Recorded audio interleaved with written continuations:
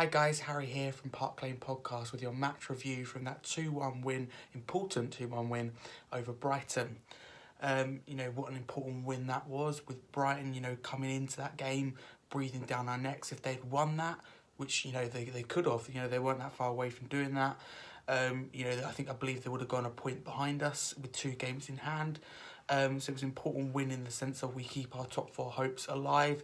I think if we lose that, then top 4 is pretty much gone, because obviously you had Newcastle and Man United winning on the same day. So we knew we had to win that game to put ourselves in the mix and pull away from Brighton, who still have a couple of games in hand on us. Obviously lots of controversy, lots of things going on in the game in terms of decisions.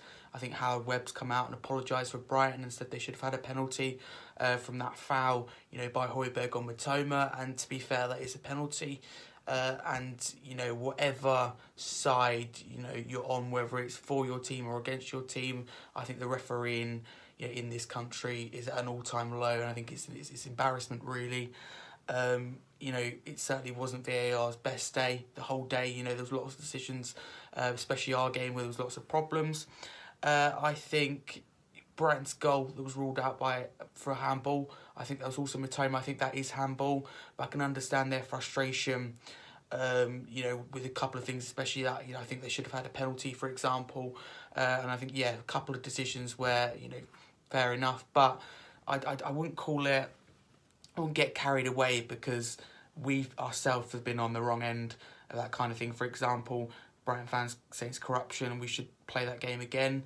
Yeah, but if we're going to play that game again, then we should play the game again against Southampton. They were awarded a penalty in injury time, which wasn't a penalty, by the way, which saw them take 2 points of us, and for them to get a point, out of the game, that was wrong.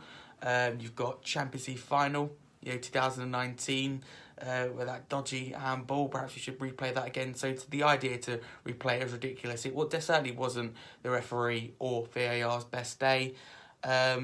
But it is what it is. We win. I don't mind, because I think Tottenham have been on the end of, as I said, some really dodgy decisions as well. So it's nice to get a few decisions go our way, and sometimes you need that little bit of luck. All teams get it. All teams have had it, I think, as well this season. So I wouldn't go as far as calling it corruption, but the refereeing in this country sadly isn't good.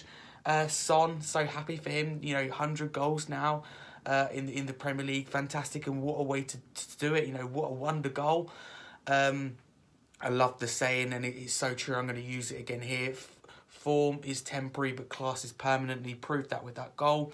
He's been quiet, hiding, if you like, all season, but if he produces magic moments like that more often, I really couldn't care less, to be fair. That is superb, just when we needed it. And Kane, they're saving us once again. Where would we be without Kane? I dread to think, this season where we'd be without him. And I dread to think next season the thought of potentially being without him. And you can't blame me if he leaves. But, I hate the thought of him leaving. I don't know where we'd be without him. I mean, that's a fabulous goal and a fantastic move. I didn't think Højbjerg played the best. You will know from my shirt, being on Park Lane Podcast.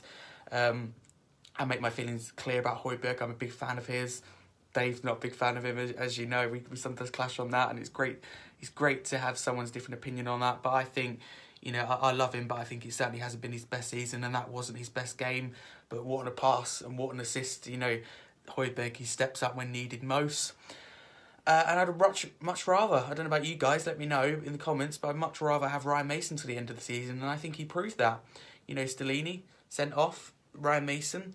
First thing he does, bring Danjuma on, which us fans have all been crying out for, and I feel sorry for him, deserves more minutes. Son and Kulusevski haven't done enough to get in the team.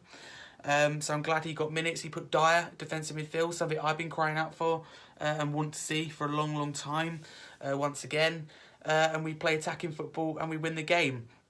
So, for me, Ryan Mason's proved why he should be the one in charge at the end of the season. That attacking football, giving the likes of Danjuma minutes, Dyer in defensive midfield, some of the stuff that us fans have been calling out for a long time.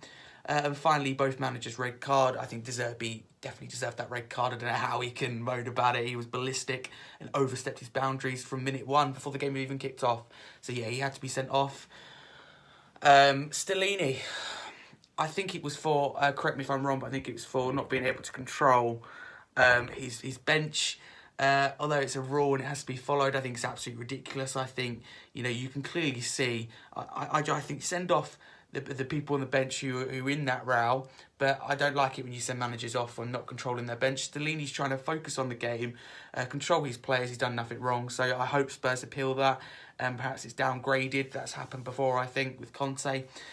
So yeah, a lot happened in that game, a lot of controversy, but at the end of the day we won, and that's all that matters, and we go next weekend to what is probably our easiest game on paper against Bournemouth. So yeah, remember to tune in every Saturday 11 a.m. I'll be back on Park Lane Podcast. I'll be on Park Lane Podcast once again this Saturday. So yeah, join us. Come on, you Spurs.